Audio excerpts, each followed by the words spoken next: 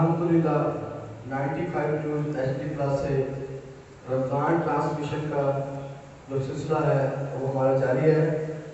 آج ہمارے ساتھ جماعت اہل حدیث سے فضیلت الشیخ احمد صدیق صاحب ہمارے ساتھ موجود ہیں، اور آج ہمارا جو موضوع ہے آؤ اپنے رب کی طرف، اور تلاوت قرآن پاک کے لیے قاری معاذ اکرم صاحب جن کی بہت ہی پیاری آواز ہے، تو تلاوت قرآن پاک کے لیے میں قاری معاذ اکرم صاحب سے ملتمس ہوں قرآن پاک کی تلاوت سے ہمارے دلوں کو بڑا فرمائیں۔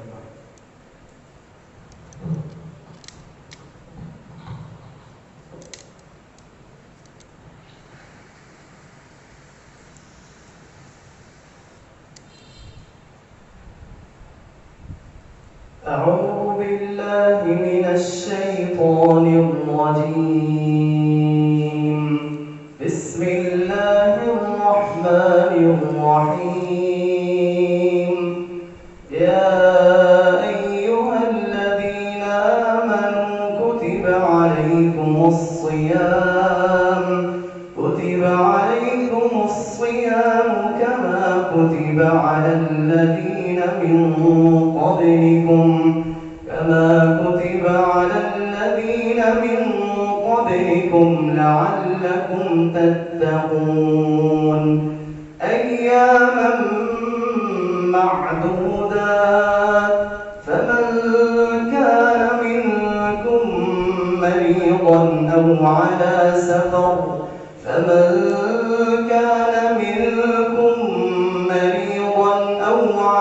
سفر فعدة من أيام أخر، وعلى الذين يطيقونه فدية طعام مسكين، فمن تطوع خيرا فهو خير له، وأن تصوموا خير لكم إن كنتم تعلمون. شهر رمضان الذي أنزل فيه القرآن هدى للناس وبينات من الهدى والفرقان، فمن شهد منكم الشهر فليصم، ومن كان مريضا أو على سفر فعدة من أيام أخر، يريد الله بكم اليسر ولا يريد بكم العسر، ولتكملوا العدة ولتكبروا الله على ما هداكم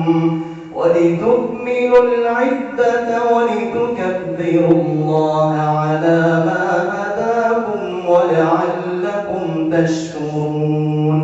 وإذا سألك عبادي عني فإني قريب أجيب دعوة الداع إذا دعان، فليستجيبوا لي وليؤمنوا بي لعلهم يرشدون.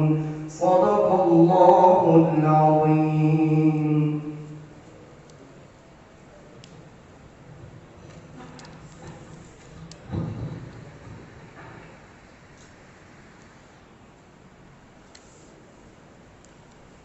جی، اب آتے ہیں ہم اپنے پروگرام کی طرف۔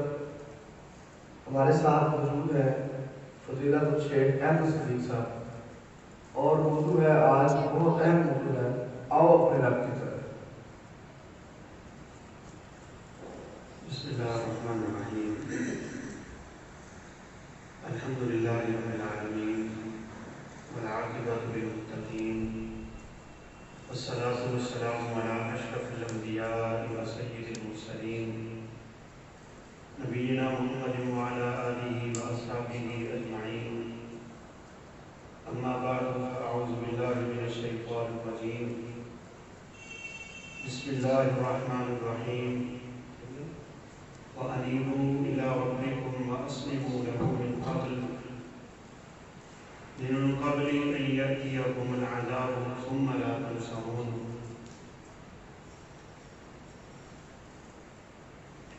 سب سے قبل اللہ اکرم الحاکمین کا بے حد شکر گزار ہوں کہ جس اللہ مالک الملک کی خاص رحمت سے اس نے ہمیں یہ ماہ مقدس نصیب کیا جو کہ اپنے اختتام کو پہنچ رہا ہے،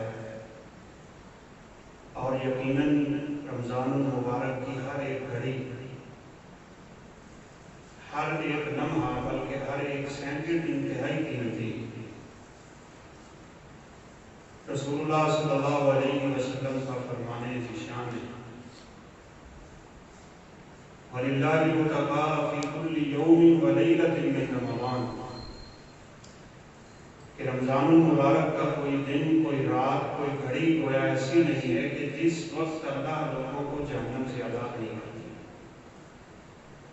یہ بہت ہی سعادت کی گھڑیاں ہیں کہ جن میں اللہ اکرم الحاکمین نے ہمیں چند لمحات اپنی یاد میں گزارنے کی توفیق نصیب فرمائی ہے۔ اللہ تعالیٰ ہمارے بھائیوں جو کہ 95 میں ہمارے پاس موجود ہیں، الحمدللہ، ان کی اس کاوش کو اور محنت کو اپنی بارگاہ میں قبول فرمائے اور ہم سب کے لیے ذریعہ خدا اور ذریعہ نجات بنا۔ صحیح مسلم میں سیدنا عبداللہ بن مسعود رضی اللہ تعالیٰ عنہ کی ایک روایت ہے کہ رسول اللہ صلی اللہ علیہ وسلم نے ایک بڑی ہی خوبصورت مثال بیان فرمائی۔ وَلِلَّهِ أَشَدُّ فَرْحَةً مِّن تَوْبَةِ عَبْدِ الْمُؤْمِنِ، آپ نے مثال یوں دی ہے کہ ایک شخص اپنی سواری پہ اپنا زادِ راہ لے کے صحرا میں جائے، اور حدیث مبارکہ میں اَرْضٍ طَوِيَّةٍ مَهْلِكَةٍ کے الفاظ ہیں۔ یہ چڑیل میدان ہے، یہ بے آب و گیا وادی، اور یہ ایسا عجیب قسم کا صحرا ہے کہ جس میں انسان کے گم ہو کے مر جانے کا اندیشہ ہو۔ اب ایک شخص اپنی سواری پہ پانی رکھا ہے، کھانا رکھا ہے، زادِ راہ ہے، اس کا لباس ہے، سب کچھ ہے، اور وہ لے کے اس صحرا میں جا رہے ہیں۔ وہ چلتے چلتے تھک گیا اور تھک ہار کے اس نے تھوڑی دیر آرام کرنے کے لیے کسی درخت کے سائے میں اپنے آپ کو گویا کہ آرام کی حالت میں لٹایا اور اس کو نیند آئی۔ آپ صلی اللہ علیہ وسلم نے فرمایا اگر وہ شخص بیدار ہو اور اس کی سواری سامنے نہ ہو۔ اب جو لوگ صحرائے عرب کو جانتے ہیں، کوئی انسان تک نظر نہیں آتا، لوگ بھوکے اور پیاسے اس صحرا میں مر جایا کرتے ہیں۔ تو ایسی حالت میں آپ نے فرمایا اس بندے کی کیا کنڈیشن ہو جائے گی، اس کے دل پہ کیا گزر رہی ہے، موت نظر آئے گی صاف بات۔ تو آپ صلی اللہ علیہ وسلم نے فرمایا کہ وہ سواری کو تلاش کرنے کے لیے نکلا، اور تلاش کرتے کرتے کرتے کرتے تھک گیا، اور جب اسے یقین ہوا کہ سواری نہیں ملے گی، پیاس کی نڈھال ہے، شدت ہے، تو وہ تھک ہار کے لیٹا کہ اب تو مجھے موت آنے والی ہے، اور اسے پھر سے نیند آ جائے۔ تو آپ نے فرمایا اگر اس کی آنکھ کھلے، سواری اپنے زادِ راہ سمیت سامنے کھڑی ہو تو اسے کتنی خوشی ہوگی۔ تو صحابہ کرام رضوان اللہ علیہ مجمعین نے فرمایا یقیناً اس کو تو دوبارہ زندگی ملی ہے، اس کو بہت زیادہ خوشی ہوگی۔ تو آپ صلی اللہ علیہ وسلم نے فرمایا جب کوئی بھولا ہوا آدمی اپنے رب کی طرف واپس آتا ہے تو اتنی خوشی اس بندے کو نہیں ہوتی جتنی اللہ اکرم الحاکمین کو ہوتی کہ یہ بندہ واپس میری طرف آ گیا، یہ پلٹ آ جائے، اور یہی اللہ اکرم الحاکمین چاہتے ہیں۔ صحیح مسلم کی ایک دوسری روایت میں یہ الفاظ رسول اللہ صلی اللہ علیہ وسلم نے فرمایا ان اللہ یبسط یدہ، اللہ اپنا ہاتھ پھیلاتے ہیں، کس کے لیے؟ یہ اللہ کا ہاتھ پھیلتا ہے شام کے وقت کس آدمی کے لیے جو صبح کو گناہ کر بیٹھا ہے. ہاتھ اس لیے اللہ پھیلاتے ہیں کہ یہ اپنے گناہ سے توبہ کر لے، یہ واپس میری طرف آئے. 6 گھڑیاں حدیث کے الفاظ ہیں کہ اللہ اپنا ہاتھ پھیلائے رکھتا ہے اور پھر صبح کے وقت پھر اللہ تعالیٰ 6 گھڑیاں اپنا ہاتھ پھیلاتے ہیں رات کے گنہگار کے لیے کہ یہ واپس میری طرف پلٹ. یقیناً ہر انسان خطا کار ہے، ہر انسان گنہگار ہے، اور انسان خطا اور گناہ کا بدلہ ہے، غلطی اس سے ہوتی. انسان کو انسان کہتے ہی اس لیے ہیں کہ یا تو یہ نسیان سے نکلا ہے کہ انسان بھول جاتا ہے، بھول گیا نہ جانے میں انجانے میں بھول میں اس سے غلطی ہو جاتی ہے. تو اللہ تعالیٰ نے مومنوں کی یہ صفت بیان فرمائی ہے کہ وہ واپس اپنے رب کی طرف بڑی جلدی آ رہی ہے. والذین یتوبون من قریب فاولئک یتوب اللہ علیہم. جو جلدی اپنے رب کی طرف واپس آتے ہیں اللہ ان کی بات کو بڑی جلدی سنتے ہیں. اس لیے صحابہ کرام رضوان اللہ علیہم اجمعین ان کے بارے میں آتا ہے کہ جب کبھی ان سے کوئی غلطی ہو جاتی ہے تو وہ فوراً 2 رکعتیں پڑھتے اور 2 رکعتیں ادا کر کے اپنے رب سے اپنے گناہ کی بخشش کرتے ہیں. یہ خوش نصیبی ہے اس بندے کی کہ اس کو اپنے رب سے یہ تعلق بنانے کی عادت پڑ جائے کہ اس سے جب کبھی کمی کوتاہی ہوتی ہے وہ اپنے رب کی طرف واپس پلٹ جاتا ہے. ایک حدیث مبارکہ میں رسول اللہ صلی اللہ علیہ وسلم کا فرمان ہے کہ اگر اس کائنات کے لوگ ایسے ہو جائیں کہ ان سے گناہ ہو ہی نہ، وہ غلطی کرے ہی نہ، یہ تو یقیناً فرشتوں کی صفت ہے کہ ان سے غلطیاں نہیں ہوتی. تو آقا علیہ الصلوۃ والسلام نے فرمایا اگر لوگ اس طرح ہو جائیں کہ ان سے گناہ نہ ہو تو اللہ اس قوم کو ہلاک کر دے گا. اللہ ان لوگوں کو اٹھا لے گا اور ان کی جگہ پہ اللہ ایسے لوگوں کو لے کے آئیں گے کہ جن سے گناہ ہوں گے وہ واپس اپنے رب سے رجوع کر کے اپنی توبہ کریں اور اللہ کا الحاکمین ان کی توبہ قبول فرمائیں. قل یا عبادی الذین اسرفوا علی انفسہم لا تقنطوا من رحمۃ اللہ ان اللہ یغفر الذنوب جميعا. یہ حدیث قدسی اور حدیث قدسی اس حدیث مبارکہ کو کہتے ہیں کہ جس میں الفاظ تو اللہ کے نبی کے ہوتے ہیں لیکن پیغام اللہ کا ہوتا ہے. تو حدیث قدسی رسول اللہ صلی اللہ علیہ وسلم نے فرمایا کہ اللہ تعالیٰ کو فرماتے ہیں یا ابن آدم، اے آدم کی اولاد، اے آدم کے بیٹے، لو اتیتنی بقراب الارض خطایا. یہ زمین کا جتنا پھیلا ہے یہ 500 سال کا. مسند دارمی کی روایت میں زمین سے آسمان کا فاصلہ 500 سال کا، یعنی ایک تیز ترین سواری 500 سال سفر کرے گی تو وہ آسمان تک پہنچ جائے گی. اللہ کہتے ہیں کہ اگر کوئی انسان یہ سارے کا سارا فلا گناہوں سے بچ جائے ثم اتیتنی، پھر تو میرے پاس آ جائے، اتیتک بقرابہا مغفرہ، میں اس سے بھی زیادہ مغفرت لے کے تیرے استقبال. اور ایک صحیح بخاری کی روایت ہے جس کے راوی سیدنا انس بن مالک رضی اللہ تعالیٰ عنہ کہ رسول اللہ صلی اللہ علیہ وسلم نے فرمایا، اور یہ بھی گویا کہ حدیث قدسی کہ اللہ تعالیٰ فرماتے ہیں اے آدم کے بیٹے، تو میرے ساتھ جو گمان رکھتا ہے نا میں تیرے ساتھ بھی معاملہ کرتا ہوں. تو میرے ساتھ اچھا گمان رکھ، میں تیرے ساتھ اچھا معاملہ کرتا ہوں. آگے فرمایا کہ بڑی خوبصورت یہ حدیث مبارکہ ہے، ان ذکرتنی فی نفسی کا، اے آدم کے بیٹے اگر تو مجھے اپنے دل میں یاد کرے گا، ذکرت فی نفسی، میں بھی تجھے اپنے دل میں یاد کروں گا. اللہ مالک کائنات، ساری کائنات کا رب، بڑی شان والا.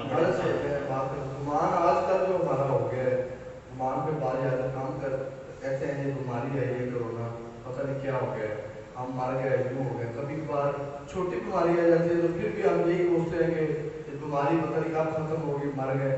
تو یہ بدگمانی کے زمرے میں آتے ہیں. بالکل یہ بدگمانی کے زمرے میں آتا ہے. اللہ تعالیٰ سے اچھا گمان رکھنا چاہیے، اس سے اچھی امید رکھنی چاہیے. ہمارے اور غیر مسلموں کے درمیان یہی فرق ہے، وہ مایوس ہو جاتے ہیں اور بندہ مومن کبھی اپنے رب کی رحمت سے مایوس نہیں۔ سبحان اللہ۔ یہ جو حالات ہوتے ہیں یہ خود بڑی ہی خوبصورت حدیث پاک ہے۔ اللہ تعالیٰ بعض دفعہ اپنے بندہ مومن کو آزمائش میں خود ڈالتے ہیں، اس کی وجہ کیا ہوگی وہ بھی سنیے، بڑی خوبصورت حدیث پاک ہے کہ اللہ تعالیٰ فرماتے ہیں کہ میں بعض دفعہ اپنے کسی مومن بندے کا اپنے ہاں ایک مقام لکھ دیتا ہوں کہ میں اس کو قیامت کے دن جنت کے وہ درجات دوں گا جو میں نے اپنے خاص و خاص بندوں کے لیے تیار کیا۔ تو رسول اللہ صلی اللہ علیہ وسلم نے فرمایا کہ بعض دفعہ انسان کے اعمال اس کے اس درجے کو سپورٹ نہیں کر رہے۔ آپ نے فرمایا جنت میں کچھ ایسے مقامات ہیں کہ لوگ تو ان کو دیکھ کے رشک کریں گے کہ یہ نبیوں کے ہیں، صدیقین کے ہیں، یہ شہداء کے ہیں، یہ صلحاء کے ہیں، یہ اولیاء کے ہیں، یہ کن کے ہیں؟ تو آپ صلی اللہ علیہ وسلم نے فرمایا یہ اللہ ان لوگوں کو دیتا ہے کہ جن لوگوں کی زبان بڑی میٹھی ہوتی ہے، ان کا اخلاق بڑا عمدہ اور اچھا ہوتا ہے۔ اب یہ مقام اللہ نے اپنے بندے کے لیے لکھا، لیکن اس کے اعمال اس مقام کو سپورٹ نہیں کر رہے ہوتے، تو رسول اللہ صلی اللہ علیہ وسلم نے فرمایا اللہ اس بندے کو پھر آزمائشوں میں ڈالتا ہے تاکہ ان آزمائشوں سے گزار کے، ہم جانتے ہیں نا کہ یہ لوہا بھٹی سے گزارا جاتا ہے، اس کی میل کچھ ایسی ہوتی ہے، اس سے وہ خالص لوہا نکل کے سامنے آتا ہے۔ سنار سونے کو بھٹی سے گزارتا ہے خالص کرنے کے لیے، اللہ بھی اپنے بندے کو خالص کرنے کے لیے آزمائشوں سے گزارتا ہے۔ سبحان اللہ۔ اور رسول اللہ صلی اللہ علیہ وسلم نے فرمایا کہ جتنی کسی بندے کی آزمائش زیادہ ہوتی ہے نا، بس اس کا اپنے رب پہ یقین ہونا چاہیے، بھروسہ ہونا چاہیے، توکل ہونا چاہیے، اپنے رب کے ساتھ اس کا تعلق خوبصورت ہونا ہے۔ مایوسی یہ بندہ مومن کی صرف ہونی ہی نہیں چاہیے، مایوسی تو کفر ہے۔ تو فرمایا کہ اللہ احکم الحاکمین جتنا کسی کو اپنے قریب کرنا چاہ رہے ہوتے ہیں اتنا اللہ اسے آزمائشوں میں ڈالتے ہیں۔ سبحان اللہ۔ ہمارا موضوع بھی جو آج آپ نے ماشاءاللہ رکھا ہے، آؤ اپنے رب کی طرف، یہ جو بیماری والا سلسلہ آج کل چل رہا ہے، میرا خیال ہے کہ موضوع بڑا فٹ ہوتا ہے کہ آپ نمازیں بھی پڑھتے ہیں، حج بھی کرتے ہیں سال میں، عمرے بھی کرتے ہیں، لیکن اللہ کی طرف آپ نہیں آ رہے۔ اللہ نے اپنی طرف یہ بلایا، اس کی طرف وہ کیا کسی نے خوب کہا ہے کہ خرچ سے کہہ دیا لا الہ تو کیا حاصل، یعنی زبان سے کہہ دیا لا الہ تو کیا حاصل، دل و نگاہ جو مسلمان نہیں تو کچھ نہیں۔ ہمیں اپنے دل کو بدلنا ہے، ہمیں اللہ اکرم الحاکمین کو ہماری شکلوں کو نہیں دیکھتے، اللہ ہمارے مال کو نہیں دیکھتے کہ کون کتنا امیر ہے۔ اب ابو لہب کے جس کے نام کی صورت ہے تب ابتدا ابی لہب کی بتا، اس کو ابو لہب اس لیے کہتے ہیں کہ اس کے چہرے کے اوپر اتنی روشنی تھی اور اتنا اس کو اللہ تعالیٰ نے حسن دیا ہوا تھا کہ جیسے حسن کے ساتھ اس کی شعائیں نکل رہی ہو نا، لاہب شعاع کو کہتے ہیں، اتنا خوبصورت، لیکن جہنم میں گیا۔ اور اس کے مقابلے میں سیدنا بلال حبشی رضی اللہ تعالیٰ عنہ چلتے زمین پہ تھے تو اللہ کے نبی نے فرمایا تیرے قدموں کی آواز مجھے جنت میں۔ سبحان اللہ۔ اور ایک مرتبہ تو آپ صلی اللہ علیہ وسلم نے کئی دفعہ خواب میں جنت کو دیکھا، نبیوں کے خواب بھی وہی ہوتے ہیں، نبیوں کے خواب بھی سچے ہوتے ہیں، اسی لیے سیدنا ابراہیم علیہ السلام نے خواب پہ اپنے بیٹے کو ذبح کرنے کے لیے لٹا دیا تھا۔ آپ نے معراج کی رات جنت کو دیکھا تو آپ نے سیدنا بلال رضی اللہ تعالیٰ عنہ سے پوچھا تھا یا بلال بما سبقتنی الی الجنہ، بلال تم مجھ سے پہلے کیسے چلے؟ کلما دخلت جنت، میں جب بھی جنت جاتا ہوں تیرے قدموں کی آواز آتی ہے۔ سبحان اللہ۔ اب بلال رضی اللہ تعالیٰ عنہ اللہ نے پروسن نہیں دیا، اللہ نے مال نہیں دیا، اللہ نے نسب نہیں دیا، اللہ نے نسب نہیں دیا، اللہ نے دنیا نہیں دی، کچھ بھی نہیں دیا، لیکن ایمان دے دیا۔ ان کے دل اللہ نے ایسے بنا دیے تھے کہ اللہ فرماتے ہیں میں تو ان کے دلوں کا امتحان لے چکا ہوں اور میرے نبی کے سارے صحابہ میرے امتحان میں پاس ہوتے ہیں۔ آزمائش امتحان ہوتا ہے، اللہ اپنے مومن بندوں کو ضرور آزمائشوں میں ڈالتے ہیں۔ بلکہ میں نے تو ایک کتاب میں پڑھا ہے کہ جس بندے کو کبھی کوئی بیماری نہیں آئی نا وہ اپنے ایمان کی فکر کرے، اپنے ایمان کی فکر کرے کہ اللہ اسے آزمائش میں نہیں ڈالے۔ اب سیدنا ایوب علیہ السلام اللہ کے نبی تو آئے تو آپ کو سوری بات کر کے کہتے ہیں کہ شکر ہے ہمیں تو سال ہو گیا بخار نہیں ہوا۔ ہاں ایسا نہیں، بلکہ یہ بھی صحیح مسلم کی روایت ہے کہ آقا علیہ السلام نے فرمایا کہ ما من مسلم یصیبہ ہم ولا غم ولا وصب ولا نصب، کہ بندہ مسلمان جو ہوتا ہے نا، اس کو اگر اللہ کے لیے تھکاوٹ ہی ہو جائے نا، تکلیف تو بڑی دور کی بات ہے، حتی شوکت یشکوہا یفرقوہا، اسے پاؤں میں کانٹا بھی جب چبھ رہے نا تو اللہ اس کے بدلے اس کے گناہ معاف کرتا ہے اور اس کے جنت میں اللہ درجات بلند فرما دیتے ہیں۔ اب سیدنا ایوب علیہ السلام مفسرین کی مختلف آراء کے مطابق کوئی لمبا عرصہ اللہ تعالیٰ نے اولاد بھی دے دی، اللہ نے بیویاں بھی دے دی، اللہ نے سب کچھ دے دیا، اور مزے کی بات یہ ہے کہ اللہ تعالیٰ کبھی دے کے آزماتے ہیں، کبھی لے کے آزماتے ہیں۔ یہ قرآن مجید میں سورہ قدر میں اس کا ذکر اللہ فرماتے ہیں کہ میں جب دیتا ہوں تو بندہ بڑا خوش ہوتا ہے اور کہتا ہے ربی اکرمن، اللہ نے میری بڑی عزت کی، اور جب میں دے لیتا ہوں تو کہتا ہے ربی اہانن، اللہ نے مجھے ذلیل کر دیا۔ اللہ فرماتے ہیں کلا، یہ دونوں باتیں نہیں ہوتے ہیں، اور لینے میں بھی میری، میں دیتا ہوں تو بھی حکمت ہے، میں لے لیتا ہوں پھر بھی حکمت ہے۔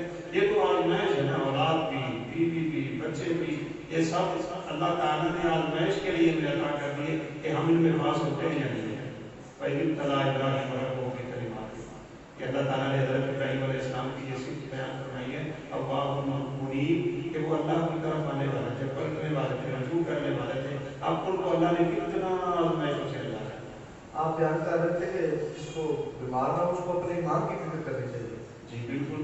اب سیدنا ایوب علیہ السلام اتنا عرصہ بیمار پڑے رہے، اور لکھا ہے مفسرین نے کہ انہیں پتا تھا کہ اللہ مجھے آزمائش میں ڈال کے میرے درجات بلند سے بلند کرنا چاہتے ہیں، اس لیے بعد میں لکھا ہے کہ انہوں نے کبھی اللہ تعالیٰ سے شفا کی دعا ہی نہیں کی کہ اللہ مجھے شفا دے، اگرچہ جائز ہے علاج بھی کروانا ہے۔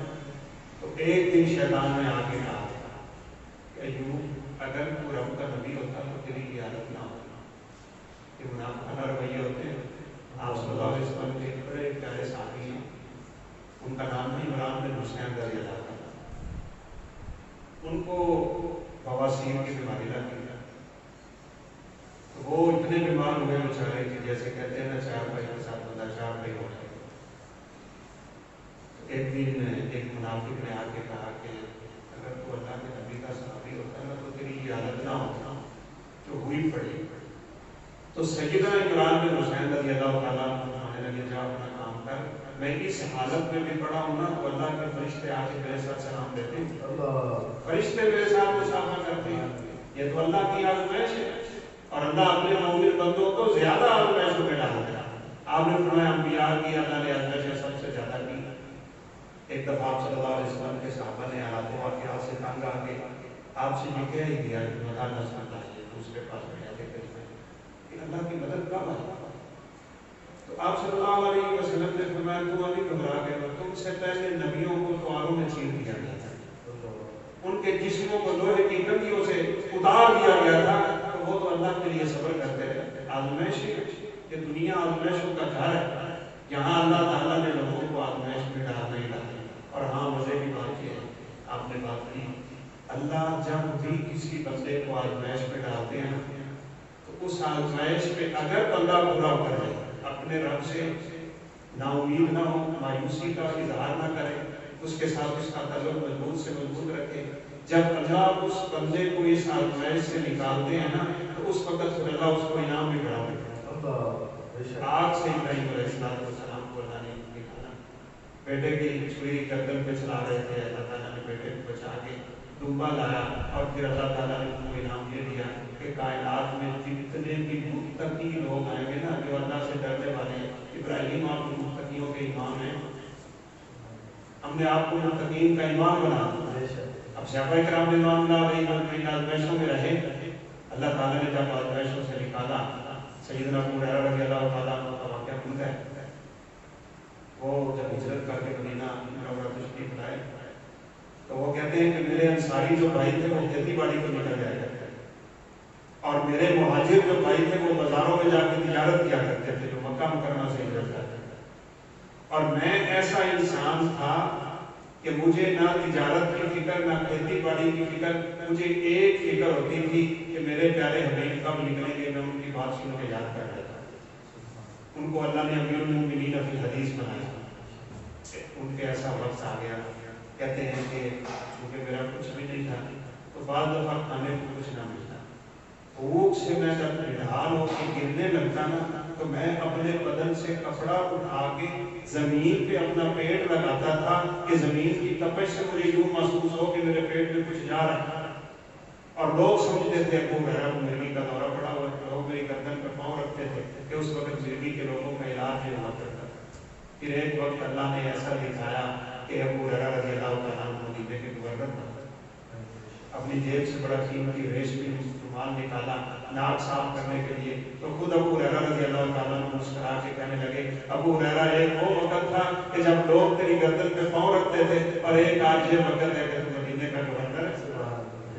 بڑے روب سے لوگوں کو خطاب کر کے کہا تھا کہ اللہ کے نبی کا فرمان ہے اگر ہم سایہ تمہاری دیوار پہ اپنی لکڑی رکھ کے سایہ کرنا چاہتے ہیں نا اس کو روکو نہ، اور مجھے یہ خبر پہنچی ہے کہ تم روکتے ہو، سن لو آج کے بعد کسی نے روکا نا میں یہ لکڑی اس کے کندھوں کے درمیان ٹھوک دوں گا۔ آج روک کے ساتھ اللہ تعالیٰ جب بھی اپنے بندوں کو آزمائش سے نکالتے ہیں تو پھر ان کو انعامات بڑھا دیتے ہیں۔ ابو عبیدہ بن جراح رضی اللہ تعالیٰ عنہ ایک لشکر کی کمان کر رہے تھے، صحیح بخاری میں یہ واقعہ ہے۔ یہ لشکر ایک غزوے کے لیے نکلا ہوا ہے، جہاد کے لیے نکلا، دیکھیں کیسی آزمائش۔ صحابہ کیا فرماتے ہیں کہ سیدنا ابو عبیدہ بن جراح رضی اللہ تعالیٰ عنہ ہمیں ایک کھجور دیتے تھے کھانے کے لیے پورے دن میں، آزمائش یہ آزمائش کے لیے، اور یقین مانے بلکہ یہ تو ہر بندہ فیصلہ کر سکتا ہے کہ ہمیں تو اللہ نے آزمائش میں ڈالا ہی نہیں، ہمارے لیے تو دنیا اللہ نے کھول کے رکھ دی، رزق اللہ نے دیا، اولاد دی، صحت دی، سب کچھ دیا۔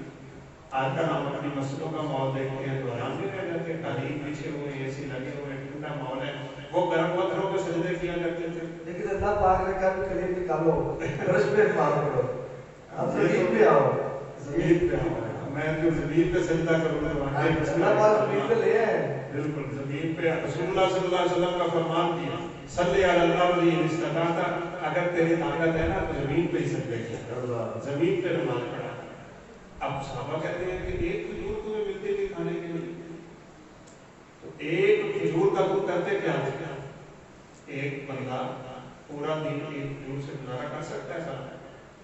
اچھا یہ اشکال بھی لوگوں کے ذہن میں قائم ہو سکتا ہے نا، بعض لوگ ویسے اس لیے بھی نہیں مانتے اس چیزوں کو، ایک کھجور پہ گزارا کر سکتے، تو یہ جواب بھی آپ سنیے گا کہ جس بندے کا ایمان بڑا مضبوط ہوتا ہے نا اسے اللہ روحانی اتنی طاقت دیتے ہیں کہ اس کو جسم میں کھانے کے لیے کچھ نہ بھی جائے تو اسے کوئی خراب نہیں۔ رسول اللہ صلی اللہ علیہ وسلم 48 گھنٹے کا روزہ رکھتے، پہلے صحابہ سے رکھ لیتے 36 گھنٹے کا، تو آپ نے روک لیا، فرمایا کہ تم میرے جیسے نہیں ہو، اللہ نے مجھے کھانے پینے کی طاقت وہ بھی دے رکھی ہے۔ اب فرشتے نہیں کھاتے نا، فرشتے نہیں کھاتے، وہ نورانی محل ہے۔ تو رسول اللہ صلی اللہ علیہ وسلم نے فرمایا جب تم قرآن مجید پڑھتے ہو نا تو فرشتہ تمہارے منہ کے اوپر آ کے اپنا منہ رکھ لیتا ہے، یہی تلاوت اس کی خوراک بن جاتی ہے، وہ نورانی۔ تو اب ان لوگوں کو ایمان اللہ نے اتنا دیا ہوا تھا کہ بعض دفعہ 3 دن کھانا نہیں بھی ملا تو کوئی مسئلہ نہیں۔ اب دیکھیں کہتے ہیں کہ ہم چلتے چلتے سمندر کے کنارے پہ جا رہے ہیں تو اللہ تعالیٰ نے ہمارے لیے رزق کا کیسا بندوبست کر دیا کہ سمندر میں ایک بہت بڑی مچھلی جس کا نام حدیث مبارکہ میں عنبر ہے وہ اٹھا کے ہمارے لیے باہر پھینک۔ مزے کی بات ہے سینکڑوں صحابہ کا یہ لشکر 1 مہینہ کھاتے رہے وہ مچھلی ختم نہیں ہوئی۔ سبحان اللہ۔ سیدنا ابو عبیدہ بن جراح رضی اللہ تعالیٰ عنہ اس کا وہ درمیان والا جو کانٹا تھا نا، ایک لمبے ترنگے بندے کو بڑے اونچے اونٹ پہ بٹھا کے اس کے نیچے سے گزارا تھا، یوں کھڑا کیا تو اس بندے کا ہاتھ نہیں لگا۔ صحابہ یہ مچھلی اپنے ساتھ لے کے مدینہ منورہ آئے تھے، تو آپ صلی اللہ علیہ وسلم کو جب یہ واقعہ سنایا نا تو آپ نے فرمایا یار بڑا پاکیزہ رزق اللہ نے تمہیں دیا ہے، میرے لیے لے کے آئے ہو؟ تو صحابہ نے فرمایا ہاں ہاں آپ کے لیے ملے۔ اب آزمائش، اور آزمائش اللہ لاتے ہی اس لیے ہے کہ اپنے رب کی طرف رجوع کرو۔ بعض لوگ جاتے شکوہ کرتے ہیں, کسی کے سامنے واجدہ کرتے ہیں, مسئلہ حل نہیں ہوگا. مسئلہ تب حل ہوگا جب ہم اپنے اللہ کی طرف واپس آئیں. رسول اللہ صلی اللہ علیہ وسلم نے ہر چھوٹے بڑے مسئلے کا حل یہی بتایا ہے, اپنے رب سے تعلق مضبوط کرو. اب مہنگائی ہے, بے روزگاری ہے, بد امنی ہے. صحیح بخاری کی یہ بھی روایت ہے سیدنا انس رضی اللہ تعالیٰ کہ ایک دفعہ صحابہ جمع ہو کے آپ صلی اللہ علیہ وسلم کے پاس آ گئے اور کہنے لگے کہ غلسے فی المدینہ یا رسول اللہ صلی اللہ علیہ وسلم, اللہ کے نبی آپ کے شہر میں قیمتوں کے ریٹ بڑے بڑھ گئے ہیں, بڑی مہنگائی ہو گئی. آپ ایسا کریے, آپ تشریف لائیں مارکیٹ میں اور آ کے چیزوں کے ریٹ مقرر کریں. یہ بھی ایک شرعی مسئلہ ہے. اگر تو آپ کا اس دکاندار کے ساتھ لین دین ہے, آپ نے پیسے ڈالے ہوئے ہیں, آپ نے اس کے ساتھ تجارت کی ہے, تو آپ ریٹ مقرر کریں. اگر نہیں تو آپ کون ہوتے ہیں اس کے اوپر ظلم کرنے والے؟ تو آپ صلی اللہ علیہ وسلم سے پتا کیا فرمایا؟ اللہ اکبر. آپ نے فرمایا قیمتیں بڑھاتا بھی اللہ ہے, قیمتیں گراتا بھی اللہ ہے. میں جا کے یہ ظلم نہیں کرنا چاہتا, تم اپنے رب سے دعائیں کرو اللہ قیمتوں کے ریٹ کم کر دیں. جب لوگ نیکی کریں گے, جب اپنے رب کو راضی کریں گے, رضا ہے نا, بلکہ وہ بڑی اہم بات کی ہے, یہ بڑی اہم بات ہے. یہ بنی اسرائیل کی ایک روایت ہے اور رسول اللہ صلی اللہ علیہ وسلم نے فرمایا بنی اسرائیل کی روایات جو ہوتی ہیں ان کو بیان کرنے میں کوئی حرج نہیں ہے, ان کو سچا جھوٹا نہ بھی کہو تو بیان کرنے میں کوئی حرج نہیں ہے. تو روایات والے نے لکھی ہیں کہ سیدنا سلیمان علیہ السلام جن کو اللہ تعالیٰ نے بڑی بادشاہی اور انہوں نے اللہ تعالیٰ سے یہ دعا بھی کر دی تھی, ربی حب لی ملکن لا ینبغی لأحد من بعدی, اللہ مجھے اپنی بادشاہی اگر دینی ہے نا تو ایسی دے کہ پھر تو نے کائنات میں کسی کو دی نہ. اس لیے کہتے ہیں نا کہ اللہ سے مانگو تو پھر اس کی شان اتنی اس کی شان میں اتنی اس کی عظمت. اللہ تعالیٰ نے ہواؤں پہ, روحوں پہ, جنوں پہ, پرندوں پہ, چرندوں پہ, مخلوقات پہ, سب پہ بادشاہی رکھ دی حضرت سلیمان علیہ السلام.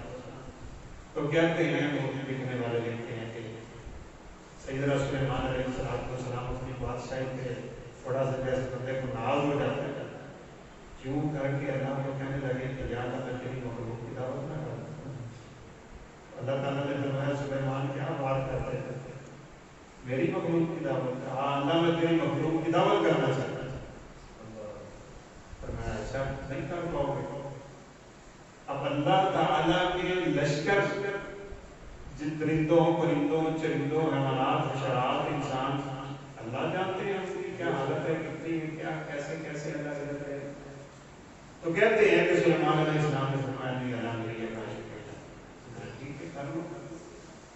کہتے ہیں کہ جنوں کو بلا دیا, اور ویسے تو قرآن مجید میں یہ ذکر کیا کہ سلیمان علیہ السلام کے سامنے جن برتنوں میں کھانا پکاتے تھے نا وہ بڑی اونچی تڑنگی دیکھیں تھی, اور بعض مفسرین نے لکھا ہے کہ گویا سیڑھیوں پہ چڑھنا پڑتا تھا ان سے کھانا اٹھا لینے کے لیے. 1 مہینہ مسلسل جنوں سے سلیمان علیہ السلام کھانا تیار کرواتے رہتے ہیں, اور جن جیسا کام کرتے ہیں سب جانتے ہیں. تو جب ان کو یہ خیال ہوا نا کہ اب اللہ کے مخلوق کے لیے رزق کا بندوبست ہو گیا, یا اللہ اب اجازت ہے تیری مخلوق کو کہ پھر وہ آ کے کھانا کھا جائے.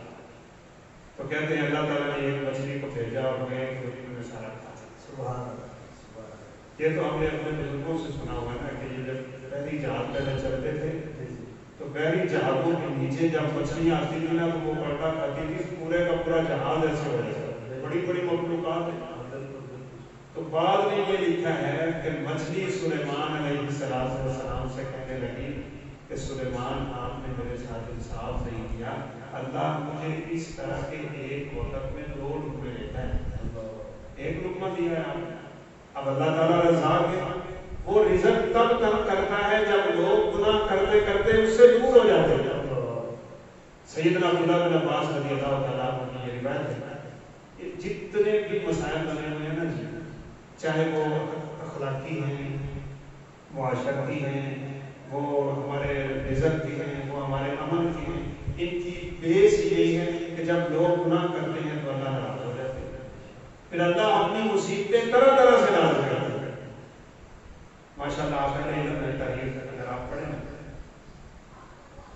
سیدنا عمر بن عبدالعزیز رحمۃ اللہ علیہ کا جو زمانہ خلافت ہے وہ صرف 2 سال, सन 99 हिजरी से लेकर 101 हिजरी तक। उनसे पहले कुछ खलीफा ऐसे गुजरे जो शराबें पीते थे, ना अल्लाह नाराज हो जाते थे।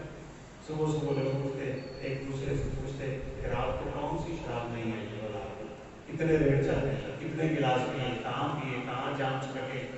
तो उमर में अब्दुल अजीज रहमतुल्लाह अलैह के ज़माने में जब सुबह सुबह लोगों की एक दूसरे से मुलाकात होती थी ना, तो वो एक दूसरे से मुसाफा करके पूछते थे रात को कितने बजे उठे हो, तहज्जुद की कितनी रकातें पढ़ते। अब उनका दोस्त अल्लाह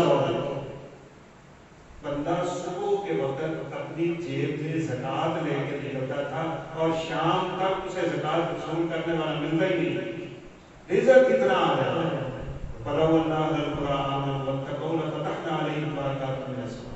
अल्लाह ताला फरमाते हैं कि ये दुनिया वाले अगर सही मान ले हैं ना, तो मैं आसमान से बरकतों के और रिज़्क़ों के दरवाजे खोल दूंगा, वो खोलते हैं। लेकिन रिज़्क़ तंग तब करता है जब लोग गुनाह करते हैं, जब अपने रब से मुंह मोड़ते हैं, अपने अल्लाह की नाराजगी में चले जाते हैं। तो सैयदना अब्दुल्लाह बिन अब्बास रज़ियल्लाहु ताला अन्हु फरमाते हैं कि ये जो लोग गुनाह करते हैं ना, इन गुनाहों का असर सिर्फ उनकी जात तक नहीं होता। बाद लोग समझते हैं कि मेरे नाल तेरे नाल, ऐसा नहीं है। वो फरमाते हैं कि किसी भी बंदे के गुनाह का बवाल उस पे तो होता ही होता है, उसके बीवी बच्चों पे भी होता है, उसके रिज़्क़ पे भी होता है, उसकी सवारी पे भी होता है, उसके हमसाए पे भी होता है, उसके इलाके पे भी होता है। और आप सुन के हैरान होंगे, कुरान मजीद में ये कहते करीमा है वयलअनुहुमुल लाइनून, जिसका तर्जुमा है कि लानत करने वाले लानत करते हैं। इसमें अब्दुल्लाह बिन अब्बास रज़ियल्लाहु ताला अन्हु ने एक शागिर्द रशीद इल्म तफसीर में बड़ा मानता है मुजाहिद जबर जुबैर, उन्होंने लिखा है कि जब बंदे गुनाह करते हैं ना, तो परिंदे उन पे लानतें करते हैं कि तुम्हारी वजह से हमारा रिज़्क़ भी कम हो गया, बारिशें रुक जाती हैं। हदीस में इसमें जब लोग बुराई करते हैं तो अल्लाह रिज़्क़ कम कर देते हैं, बारिश रुक जाती है, जमीन फसल नहीं उगाती और अल्लाह ताला नाराज हो जाता है। इन तमाम चीजों का हल सिर्फ ये है कि अल्लाह की तरफ आओ। अब सहाबाए किराम इमामुल्लाह अलैहिम अजमईन को अल्लाह ताला ने वसअत दी, इज्जत दी, माल दिया, दुनिया दी, ईमान दी, ताकत दी, दयानत दी, सदाकत दी, सब कुछ दिया। उसके पीछे क्या है कि अल्लाह से मजबूत ताल्लुक कायम करना। जितना बंदे का ताल्लुक अपने रब से मजबूत हो जाता है, उसकी दुनिया और आखिरत उतनी आसान हो जाती है। उसे ये मामलात भी बड़े अल्लाह की तरफ से सुधारने का ढंग आ जाता है। तो हर हाल देखिए अय्यूब अलैहिस्सलाम, उनको आके शैतान ने कह दिया कि अगर तुम अल्लाह के नबी होते ना तो तुम्हारी ये हालत ना हो। उस वक्त सैयदना अय्यूब अलैहिस्सलाम ने दुआ की, रब्बी इन्नी मसनी शैतान बिनुस्बिन वाला, अल्लाह आज शैतान मुझे बड़ी तकलीफ दे दी। पहले तो मैं आजमाइश करना, अब ये गोया कि तेरी आजमाइश करना चाहता है कि अल्लाह अपने बंदे से क्या करता है, मुझे शिफा चाहिए। अल्लाह ताला ने पानी का चश्मा जारी किया, वो मुस्तक़बिल असबाब, उसने इंसान के लिए सारा बंदोबस्त करना है। पानी का चश्मा जारी किया और फरमाया अय्यूब ये पानी तुम पियो और इस पानी से गुस्ल भी करो, पियोगे अंदर की बीमारियां खत्म हो जाएंगी और जब गुस्ल करोगे तो तुम्हारे बदन की सारी बीमारियां खत्म हो जाएंगी। और जब वो खत्म हुई, इसलिए जब भी बंदे पे कोई आजमाइश आए, जब किसी से गुनाह हो गया, किसी से गलती हो गई, कोई इंसान कमी कोताही कर बैठा है, बस उसका एक इलाज अनीबू इला रब्बिकुम, अपने रब की तरफ पकड़ा। एक हदीस पाक में आज लोग वैसे हमसे पूछते भी हैं, सवाल भी करते हैं, हर बंदे के दिल में भी जाता है कि मुसलमानों की ताकत बड़ी है, ताकत बड़ी है, फौज बड़ी है, असला बड़ा है, टेक्नोलॉजी बढ़ी है, सब कुछ है, लेकिन मुसलमान गरीब क्यों? तो रसूलुल्लाह सल्लल्लाहु अलैहि वसल्लम ने फरमाया जब तुम अपने रब का दर छोड़ देते हो, अल्लाह तुम्हें ज़लील कर देता है। अल्लाह तुम्हारी ये जिल्लतें उस वक्त तक खत्म नहीं करेगा जब तक तुम अपने रब की तरफ वापस नहीं हो। ला यंज़िलु अन्कुम, अल्लाह ये कभी खत्म नहीं करेगा हत्ता तर्जिउ इला दीनिकुम, जब तक तुम अपने दीन में वापस सही तौर पे दाखिल नहीं हो। तो आज हम अपने बच्चों को, जिसमें मैं भी शामिल हूँ, तो बच्चों को हम तालीम दे रहे हैं कि हमें अपने रब की तरफ जाना चाहिए। चाहे ये इंटरनेट लड़कियों को मोबाइल घरों में दे देना, लड़कों को दे देना, तो ये चीज़ें इसके ऊपर रोशनी डालेंगे क्योंकि माशरे में ये बहुत ज़्यादा होता है। بہت اچھا آپ کا سوال ہے. گویا کہ اس سوال کو آپ دوسرا رخ یہ بھی دے سکتے ہیں کہ وہ کون سی چیزیں ہیں جو انسان کو رب سے دور کرتی ہیں. بے شک. وہ کون سی چیزیں ہیں اور ہمیں کیسے ان سے جان چھڑانی ہے. ہمارے بہت سے دوست ہیں, اچھے بھی ہیں, نماز بھی پڑھنے والے ہیں, لیکن بعض دفعہ یہ شکایت کرتے ہیں کہ فجر کی نماز پہ اٹھا نہیں جاتا. میرے ایک بڑے اچھے دوست ہیں, مجھے کہنے لگے کہ میرا یہ مسئلہ حل کرنا ہے, میں فجر پہ اٹھ نہیں پاتا ہوں. میں نے کہا میں ایک کام کرتا ہوں, آپ ناراض نہیں ہوگی. کہنے لگا کہ نہیں ہوتا. میں نے کہا موبائل ہے. میں نے موبائل پکڑا, اس کی فیس بک اڑا دی, یوٹیوب اڑا دی, سب کچھ اڑا کے میں نے کہا فجر پہ بڑی جلدی اٹھ جائے. جب ہم نے 2 بجے تک فیس بک چلانی ہے اور پھر ہے بھی کیا ہے, اس کا جو فتنہ ہے وہ سب کے سامنے ہے. اگرچہ اس میں کچھ خیر بھی ہے لیکن اس کا شر اس کی خیر پہ ڈالے گا. جب رات بھر ایک شخص نعوذ باللہ اللہ تعالیٰ کی روکی ہوئی چیزیں, حرام کردہ چیزیں دیکھتا ہے تو کیسے اس کی روزی پہ سکون آ سکتا ہے, اس کے بچے کیسے فرما بردار بن سکتے ہیں, اس کے بچوں میں کیسے دین کی محبت آ سکتی ہے. یہ صرف اسی حالت میں آ سکتی ہے کہ سب سے پہلے ہم دیکھیں کہ خرابی کہاں ہے. اب جن لوگوں نے یہ موبائل بنائے وہ تو اپنے بچوں کو موبائل کے قریب نہیں آنے دیتے. انہوں نے پابندی لگائی ہے 20 سال تک آپ اپنے موبائل کو ہاتھ نہیں لگائیں. وہ عقل مند ہے, ان کو پتہ ہے یہ سکرین کتنی خطرناک ہے بچوں کے لیے. لیکن ہم لوگ یہ ہیں کہ میں ایک دفعہ گاڑی میں سفر کر رہا تھا, دودھ پیتا بچہ, یعنی دیکھ کے اتنی حیرانگی بھی ہوتی ہے اور شرمندگی بھی ہوتی ہے کہ کیا مسلمان.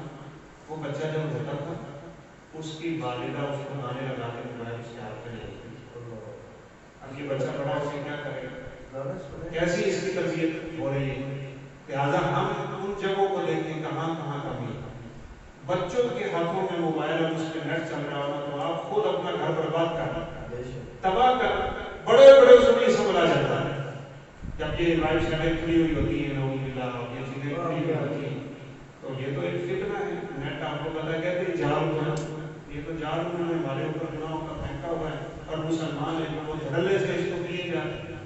اس لیے ہم سب سے پہلے یہ کام کریں اپنے بچوں کو اس سے بچائیں.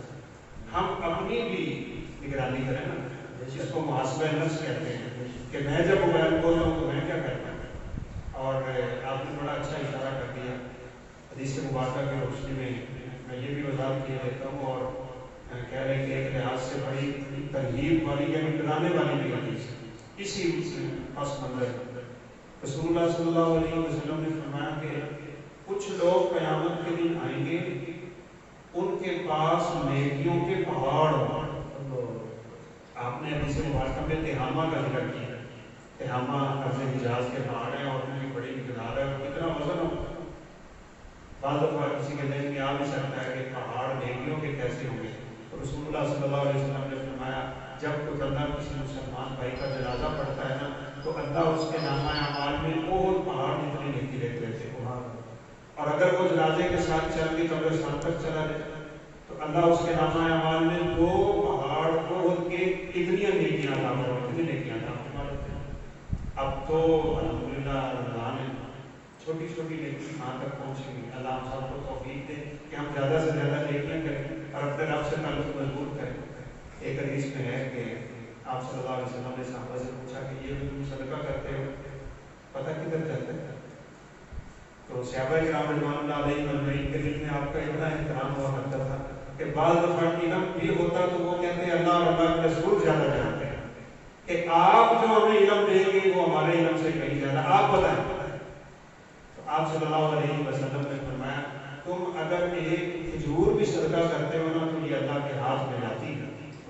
بلکہ آپ نے فرمایا یہ فقیر کے ہاتھ میں پہنچنے سے پہلے اللہ کے دائیں ہاتھ میں چلی جاتی ہے اور اللہ کے دونوں ہاتھ ہلائیں.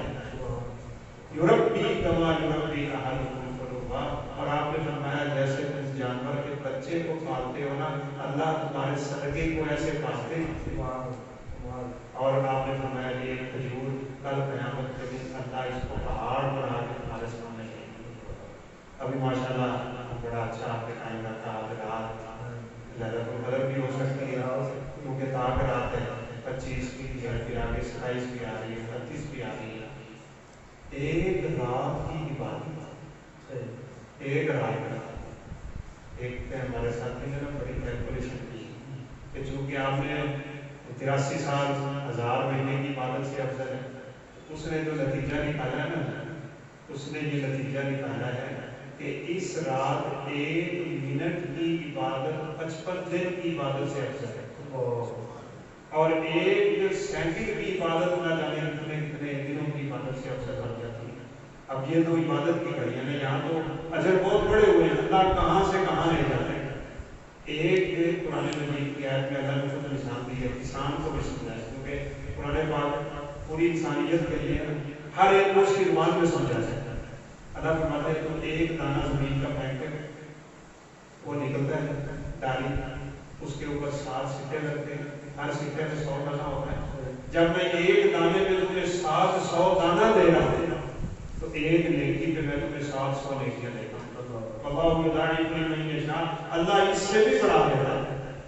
اب اتنی نیکیاں لے کے آیا ہے ایک بندہ، تو آپ صلی اللہ علیہ وسلم نے فرمایا اس کی پہاڑوں جیسی نیکیاں اللہ قیامت کے دن ہوا میں اڑا دیتا ہے، جیسے کافروں کی اور ظالموں کی مجھے. تو صحابہ کہاں ہوگی اور جلدی سے کہنے لگے صرف لنا یا رسول اللہ صلی اللہ علیہ وسلم، اللہ کے نبی آپ مجھے بتائیں ہمیں کہ وہ کون لوگ ہیں کہ اتنی نیکیاں لے کے بھی وہ اس کام سے پیچھے رہ گئے. آپ صلی اللہ علیہ وسلم نے فرمایا یہ بڑا اہم پوائنٹ ہے جس کی طرف آپ نے اشارہ کیا. اللہ ہمیں اس فتنے سے بچنے کی توفیق دے. جو موبائل کا فتنہ ہے آپ نے فرمایا وہ تمہارے بھائی ہیں، تمہارے حسب نسب سے ہیں، تمہارے خاندان سے ہیں، نمازیں پڑھتے ہیں، وہ تہجدیں پڑھتے ہیں، راتوں کو اٹھتے ہیں، سب کچھ کرتے ہیں، لیکن ان میں ایک بیماری ہوگی اور وہ یہ کہ جب اکیلے ہوں گے تو اللہ کی نافرمانی کریں گے. اب جب اکیلا رات کا بستر میں نوجوان موبائل لے کے بیٹھا کیا کرتا ہے، کیا دیکھتا ہے، اسے خیال نہیں آتا اللہ تعالیٰ سے، تو اللہ تعالیٰ اس کی نیکیوں کو سے یہ برباد کر دیتا. اس لیے ہمیں نظر رکھنی ہے کہ ہم اپنے موبائلوں پہ کیا کرتے ہیں، ویب سائٹ پہ کیا کرتے ہیں. ہر وہ چیز جو انسان کو اللہ سے دور کرتی ہے نا، بس اس سے اپنے آپ کو بچا سکتے ہیں. میرا خیال کافی ہو گیا. ماشاءاللہ بڑا اچھا بیان فرمایا جی. اور آپ کی طرف جو ہمارا سلسلہ تھا فضیلت الشیخ احمد صدیق صاحب، بہت اچھا کام فرمایا. اللہ پاک ان کو مزید ترقی دے. اور ماشاءاللہ یہ بڑے اچھے جماعت الحدیث کے بہت اچھے مقرر ہیں. بڑی مہربانی سے آپ نے آخر جب دعا کرتے ہیں کہ اللہ پاک اس بیماری سے اپنے نجات فرما. وہ آج ہو سکتا ہے کہ آج وہ رات سب کے ہمارے مسلمانوں کا جو جہاد کر رہے ہیں کشمیر میں، خاص طور پر جو ہمارے مجاہدین، مجھے ان سے بڑا لگاؤ ہے، میں ان کو بڑا باز کرتا ہوں، بڑی محنت کر رہے ہیں. وہ ان پہ یہ بھی کہتے ہیں، شاید آپ کو پتا ہو اس بات کا کہ افغانستان میں ایک جماعت نے عید کے بعد غزوہ ہند کا باقاعدہ انہوں نے کل ٹی وی پہ اعلان کر دیا ہے. تو یہ 2 3 4 5 چیزیں تو یہ آپ بیان بھی فرما رہے ہیں 1 2 منٹ میں اور اینڈ دعا بھی فرما. دیکھیں جی کسی بھی جماعت کو دیکھنے سے پہلے بس ہم نے تو یہ دیکھنا ہے کہ پیغمبر کا فرمان کیا ہے، کون کیا کر رہا ہے، ہمیں اس سے کوئی غرض نہیں ہونی چاہیے. آپ صلی اللہ علیہ وسلم کا یہ بالکل واضح فرمان موجود ہے. آپ صلی اللہ علیہ وسلم نے فرمایا کہ جس بندے نے جہاد نہیں کیا اور اس کے دل میں کبھی جہاد کی طرف بھی پیدا نہیں ہوئی، وہ ضرور منافقت کے کسی شعبے میں پڑے. لیکن یہ یاد رکھیے گا کہ جہاد صرف گولی سے نہیں تھا، آپ بھی جہاد کریں. اللہ تعالیٰ آپ کو جزائے خیر دے.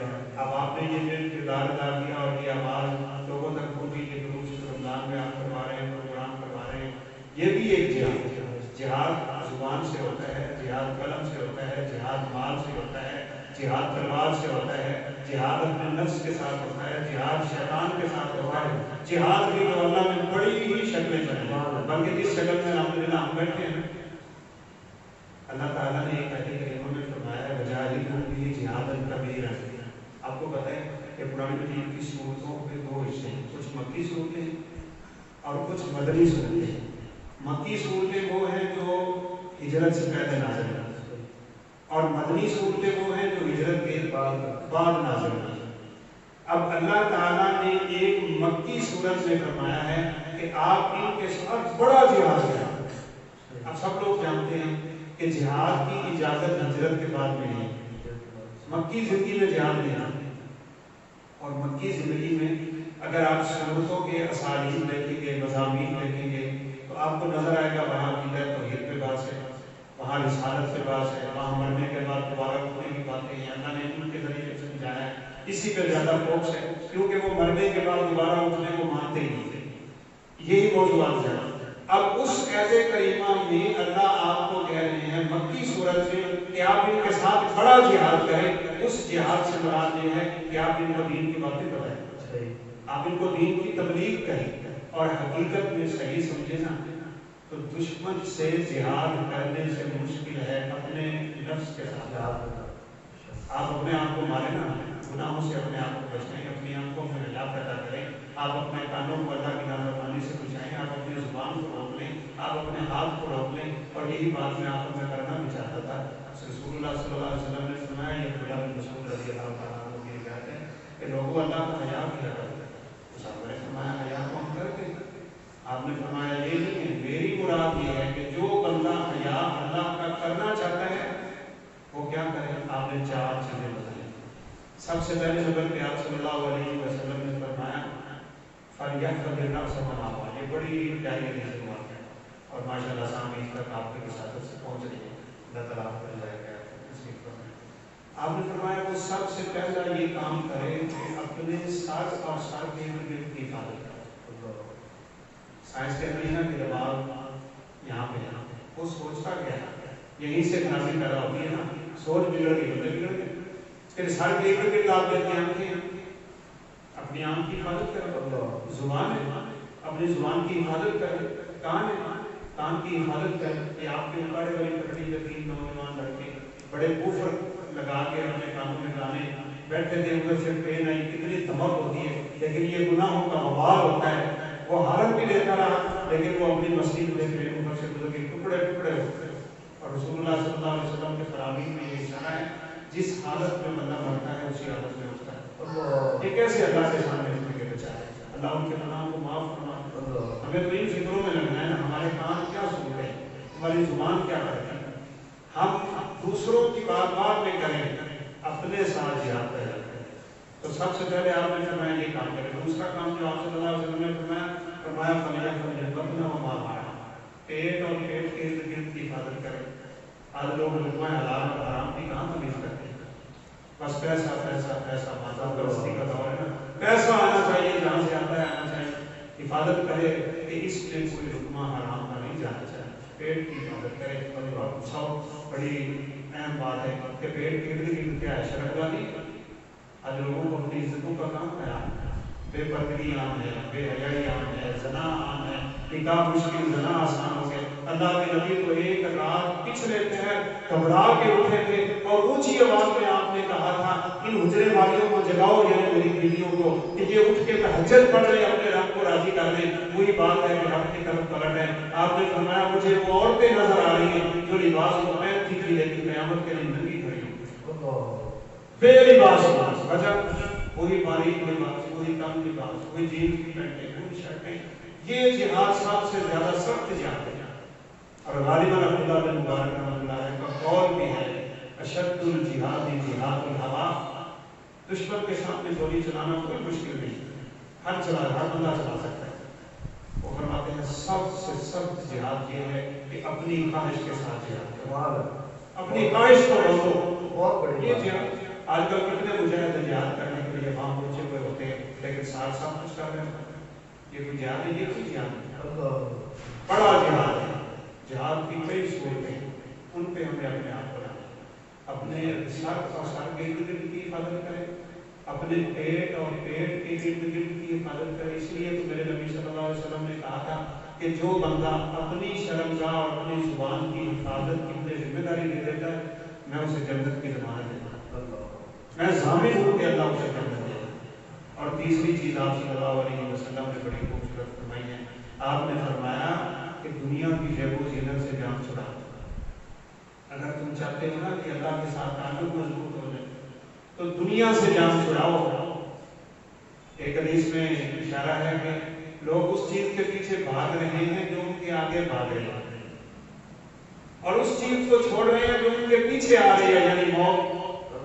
موت ہر بندے کا پیچھا کر رہی ہے، اس کو کوئی یاد نہیں کر اور دنیا جو آگے آگے بھاگی جا رہی ہے اس کے پیچھے لوگ دوڑے جا رہے ہیں. آپ نے فرمایا دنیا کی زینت سے جان چھڑا. اور آپ نے چیز آپ صلی اللہ علیہ وسلم نے فرمایا جس بندے نے اپنی موت کو یاد رکھا اس نے صحیح معنوں میں اللہ کا یاد کیا. یہ ہے اصل بات جو اس وقت کرنے کی. ماشاءاللہ جی بہت اچھی بات ہے بھائی. یہ ہمارے پروگرام کا مقصد ہے کہ ہم نے اچھی باتیں دینی ہیں. میں نے بھی اپنی اصلاح کرنی ہے, ہم نے لوگوں کی بھی اصلاح کرنی ہے. اور میں نے جو باتیں آج ان سے سیکھی ہیں وہ الحمدللہ بہت اہم باتیں میرے دل میں آ گئی ہیں کہ ہماری نیکیوں کو ہمارے گناہ کھا جاتے ہیں. رات میں جب ہم تنہائی میں موبائل پہ ہوتے ہیں کچھ ایسی چیزیں آگے آ جاتی ہیں جو ہماری نیکیوں کو ختم کر دیتی ہیں. ان سے میں نے بھی بچنا ہے اور آپ نے اپنے بچوں کو بھی بچانا ہے. تو کہ دعا فرمانا ہے.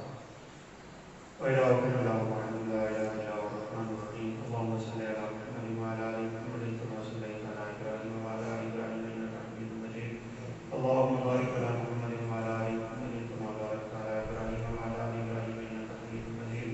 ربنا ظلمنا انفسنا وان لم تغفر لنا وترحمنا لنكونن من الخاسرين. ربنا آتنا في الدنيا حسنة وفي الآخرة حسنة وقنا عذاب النار.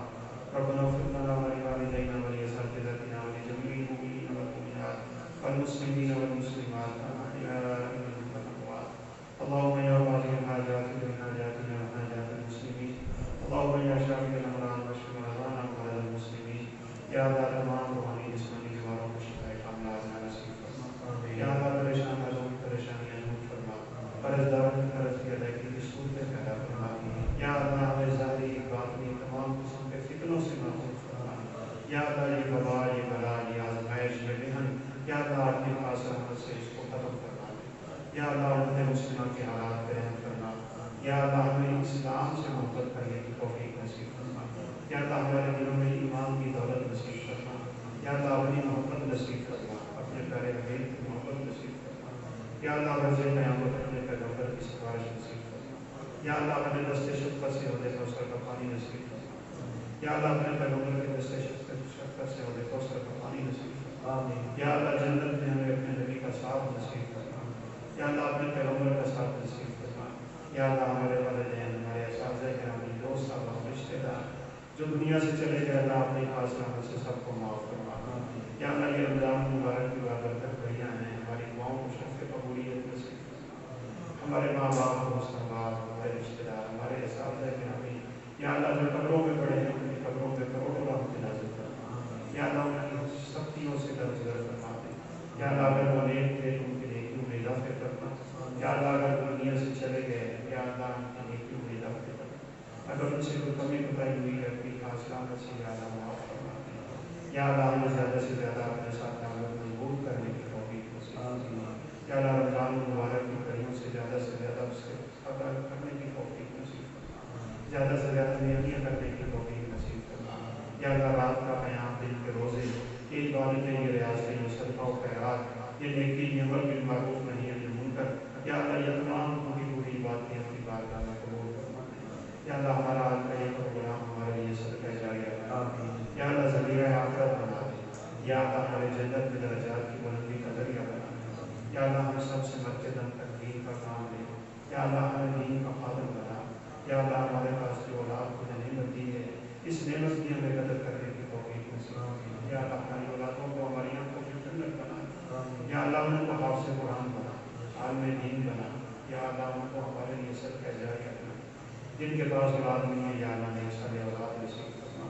ربنا تقبل منا انک انت السمیع العلیم وتب علینا انک انت التواب الرحیم.